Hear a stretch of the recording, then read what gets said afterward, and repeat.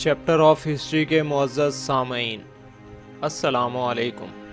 سامعین، تاریخ ہند کی 15ویں ایپیسوڈ میں خوش آمدید۔ گپت خاندان کی تباہی ان منگول قوموں کے ہاتھ سے ہوئی جو ہن کہلاتی تھیں، اور 450 عیسوی کے قریب پنجاب میں آ کر آباد ہوئیں۔ یہاں سے چل کر یہ لوگ جمنا کی تلہٹی میں پہنچے اور اس وقت کے گپت راجا پر غالب آئے۔ ان کے سردار کا نام تورمان تھا۔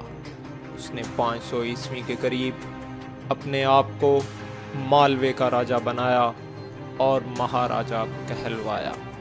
اس کے بعد اس کا بیٹا مہرگل گدی پر بیٹھا۔ یہ بڑا بے رحم تھا۔ اس نے اتنے آدمی قتل کرائے کہ آخرکار مگدھ کا راجا بالادتیہ وسط ہند کے ایک راجا یسودھرمن کی مدد سے بڑی بھاری فوج لے کر اس کے مقابلے پر آیا، اور 528 میں ملتان کے قریب کہروڑ کے مقام پر شکست دے کر اس کو اور اس کی فوج کو ہند سے نکال دیا۔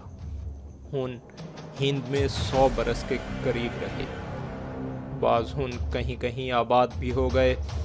گپت خاندان کے راجا ان کو نکالے جانے کے کوئی 200 برس بعد تک میسر میں راج کرتے رہے۔ سامعین، ویڈیو میں مزید آگے بڑھنے سے پہلے چیپٹر آف ہسٹری کو سبسکرائب کریں، اس ویڈیو کو لائک کریں اور بیل آئیکن پر ضرور کلک کریں۔ شکریہ۔ بدھ کے زمانے کا آخری بڑا راجا ہرش ہے۔ یہ 606 عیسوی سے 648 عیسوی تک ستلج اور جمنا کے درمیان کے ملک پر حکمران تھا۔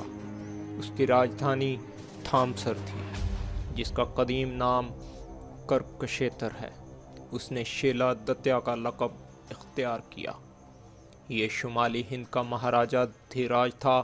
اس کے بعد ہندو راجاؤں میں کوئی ایسا زبردست راجا نہیں ہوا جو اس تمام ملک کا مہاراجا دھیراج کہلایا۔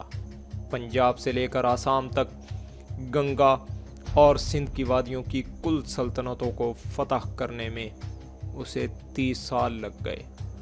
اس نے دکن کو فتح کرنے کی بھی کوشش کی، لیکن کامیاب نہ ہوا۔ سامعین، اس کے راج کے پورے حالات اول ایک چینی سیاح ہیوان سانگ نے لکھے، جو کچھ عرصے تک اس کے دربار میں رہا۔ دوم ایک فاضل برہمن بان نامی کے لکھے ہوئے حالات بھی موجود ہیں۔ کتاب ہرش چرت یعنی ہرش کے حالات اسی بان نے تصنیف کی تھی۔ اگرچہ ہرش خود بدھ تھا، تاہم برہمنوں اور ہندو دھرم کی ایسی عزت کرتا تھا جیسے اپنے دھرم کی۔ کنوج میں بدھ مت کے 100 وہار تھے تو ہندوؤں کے مندر 200 تھے۔ 634 میں بالادتیہ نے ایک بڑی مجلس منعقد کی۔ اس میں 21 راجا شامل تھے، جنہوں نے اس کو اپنا مہاراجا دھیراج تسلیم کیا۔ اس مجلس کے موقع پر راجا کے سامنے برہمن پنڈتوں اور بدھ پکشوں میں مذہبی بحث و مباحثے ہوئے۔ پہلے دن مجلس میں بدھ کی مورت نصب کی گئی، دوسرے دن سورج کی، تیسرے دن شیو جی کی۔ 75 دن تک شیلا دتیا نے سب کی دعوت کی، پھر اپنا تمام دھن دولت، زیور اور محل کا ساز و سامان بلا امتیاز بدھ مت والوں اور برہمنوں کو بانٹ دیا۔ اس کے بعد شاہی لباس بھی اتار دیا اور فقیرانہ چیتھڑے پہن لیے، جیسے کہ بدھ نے باپ کے محل سے رخصت ہونے پر پہنے تھے۔ ہر 5 سال کے بعد شیلا دتیا اسی طرح کرتا گیا۔